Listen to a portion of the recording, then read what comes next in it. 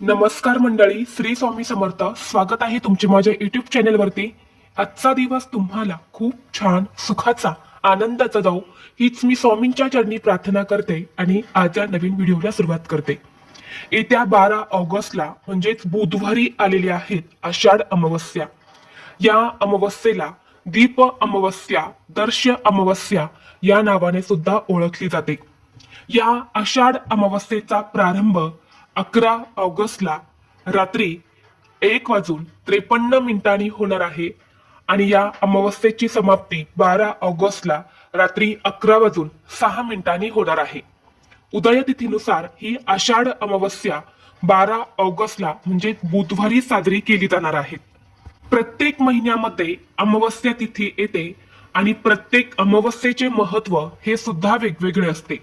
आषाढ अमावस्या ही दीप अमावस्या म्हणून साजरी केली जाते.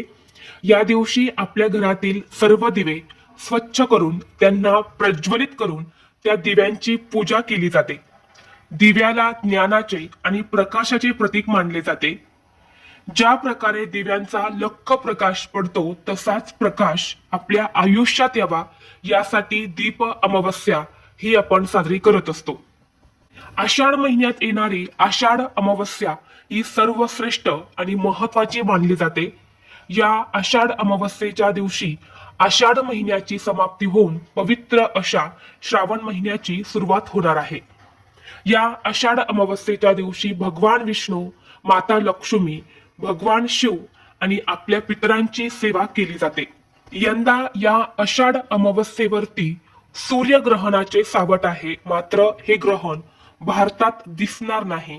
त्यामुळे आपल्या देशात कोणतेही धार्मिक नियम, वेद किंवा सूतक काळ पाळण्याची गरज नाही आणि म्हणून आपण दीप अमावस्या जी आहे तर ती साजरी करायची आहेत.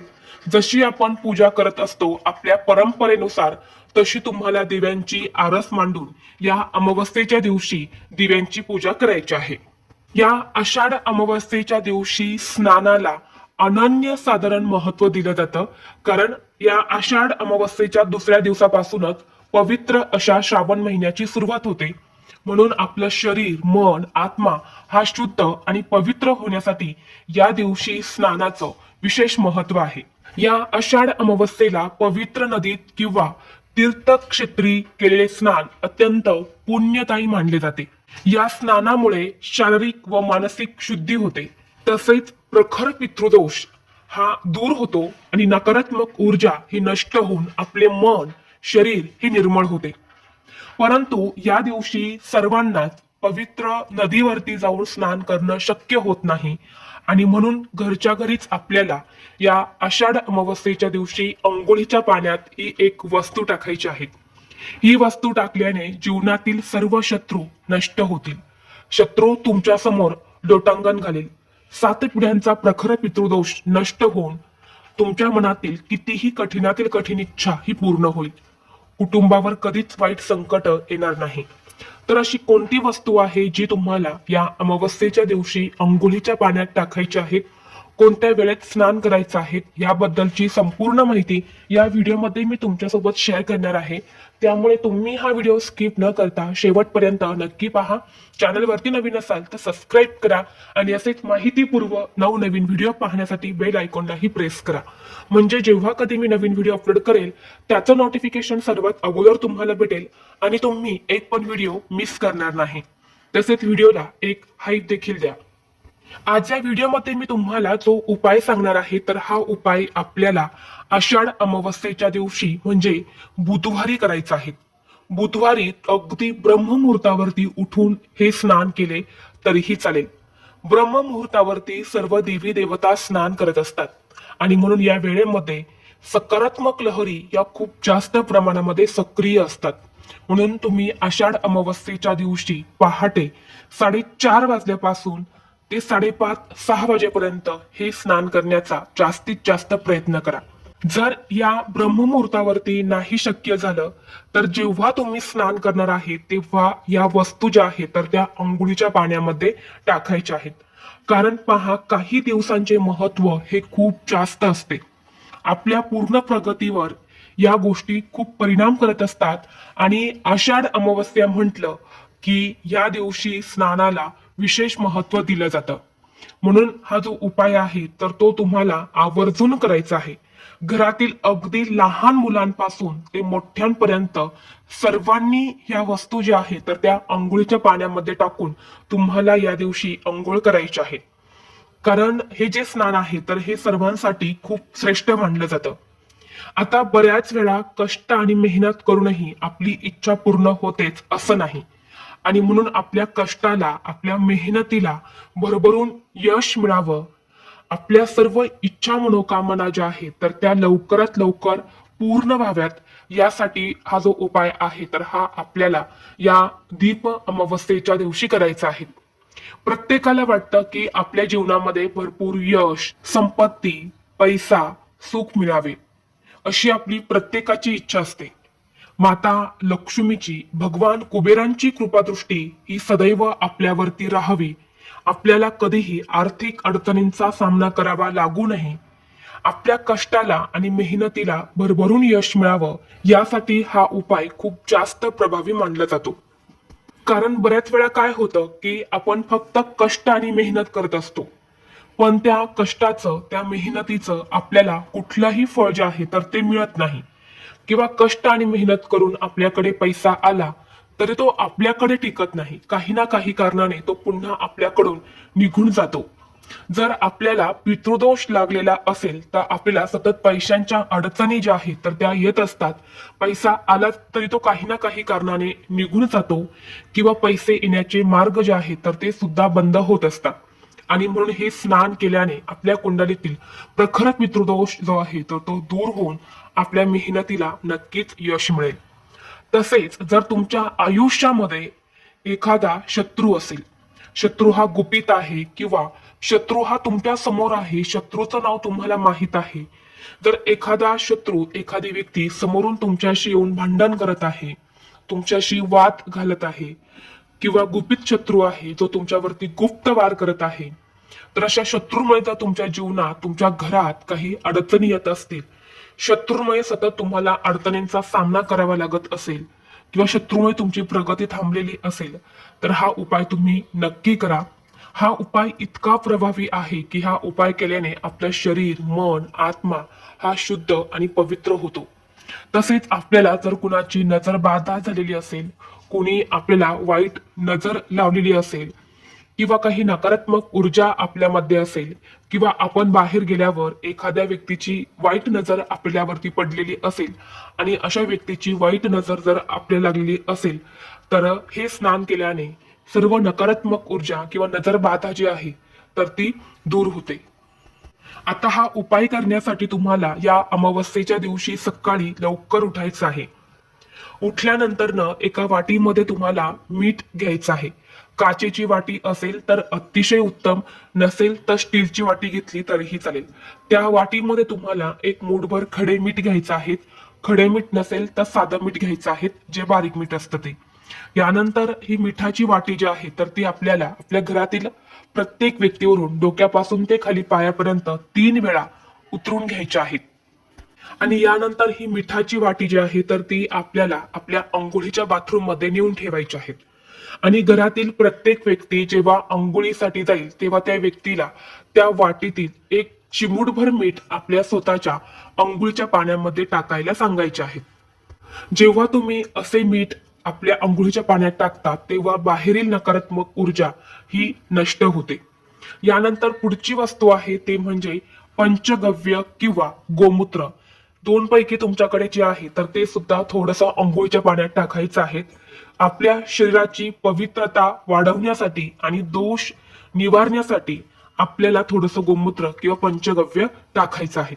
यानंतर पुढची वस्तू आहे ते म्हणजे गंगाजल.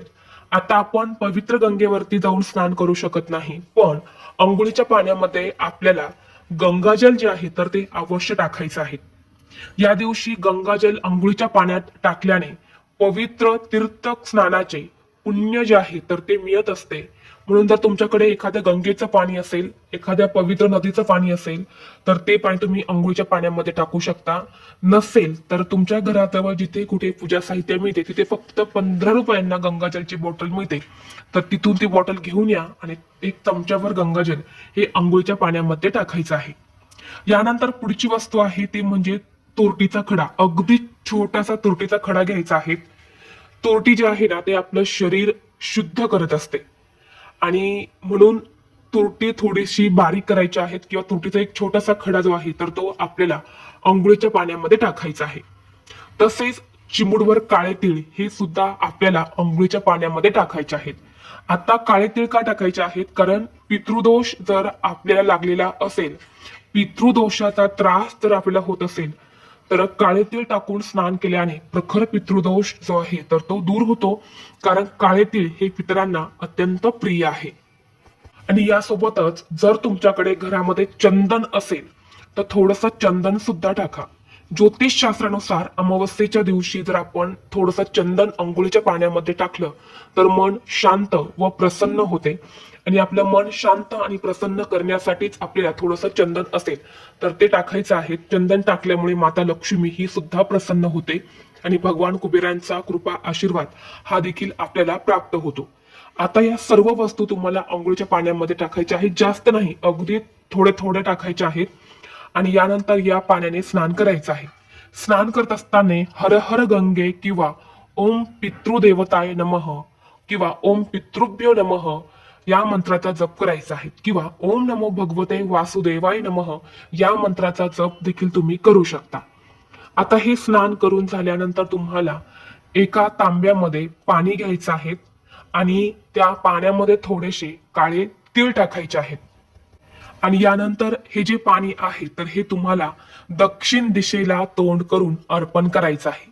कारण दक्षिण दिशा ही आपल्या पितरांची दिशा मानली जाते. या दिवशी पूर्वज दक्षिणेकडून पृथ्वीवरती येत असतात आणि त्यांना प्रसन्न करून घेण्यासाठी, त्यांचा आशीर्वाद हा आपल्याला प्राप्त करून घेण्यासाठी दक्षिण दिशेला असं तिळाचं पाणी जे आहे तर ते अर्पण करायचं आहे. तिळाचं पाणी अर्पण केल्याने प्रखर पितृदोष जो आहे तर तो दूर होतो. आणि म्हणून या आषाढ अमावस्येच्या दिवशी घरातील जो प्रमुख व्यक्ती आहे तर त्या प्रमुख व्यक्तीने अवश्य दक्षिण दिशेला 1 लोटा जल काळे तीळ टाकून अर्पण करायचं आहे.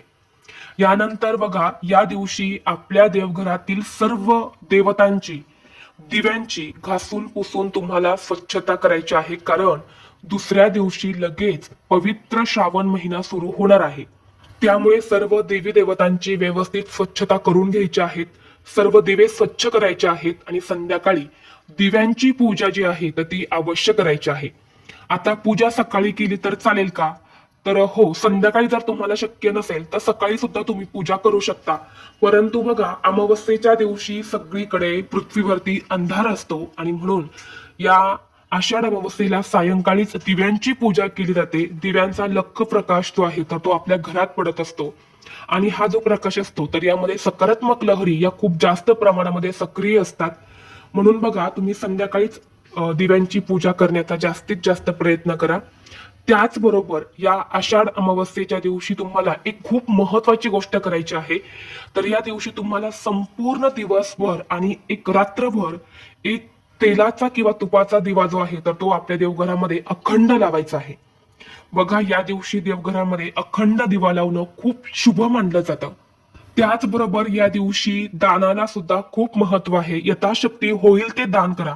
अगदी तुम्ही अन्नदान, वस्त्रदान किंवा तुम्ही इतर कुठलं दान केलं तरीही चालेल, परंतु दान जे आहे तर ते थोडंफार नक्की करा.